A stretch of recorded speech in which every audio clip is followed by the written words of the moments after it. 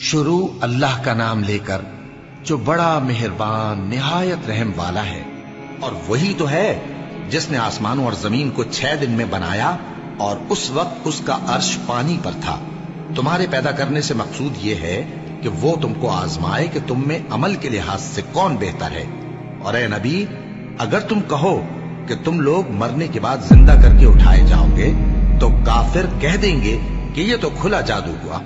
और अगर एक मुद्दत मुअय्यन तक हम इनसे अजाब रोक दें तो कहेंगे कि कौन सी चीज अजाब को रोके हुए है।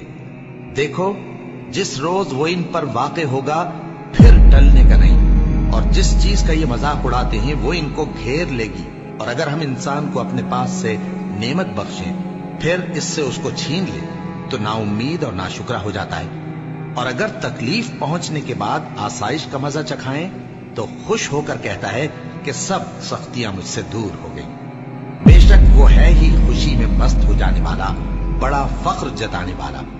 हाँ, जिन्होंने सब्र किया और अमल नेक किए यही हैं जिनके लिए बख्शिश और अजर अजीम है। तो शायद तुम कुछ चीज वही में से जो तुम्हारे पास आती है छोड़ दो और इस ख्याल से तुम्हारा दिल तंग हो कि काफिर ये कहने लगे कि इस पर कोई खजाना क्यों नहीं नाजिल हुआ या इसके साथ कोई फरिश्ता क्यों नहीं आया।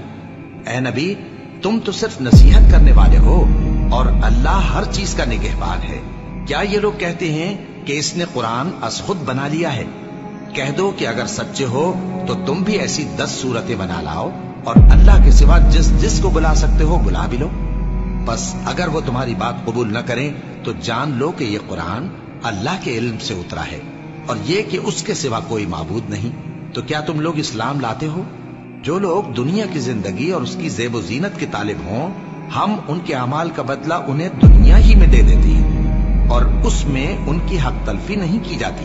ये वो लोग हैं जिनके लिए आखिरत में आतश जहन्नम के सिवा और कुछ नहीं। और जो अमल उन्होंने दुनिया में किए सब बर्बाद और जो कुछ ये करते रहे सब जाया हुआ।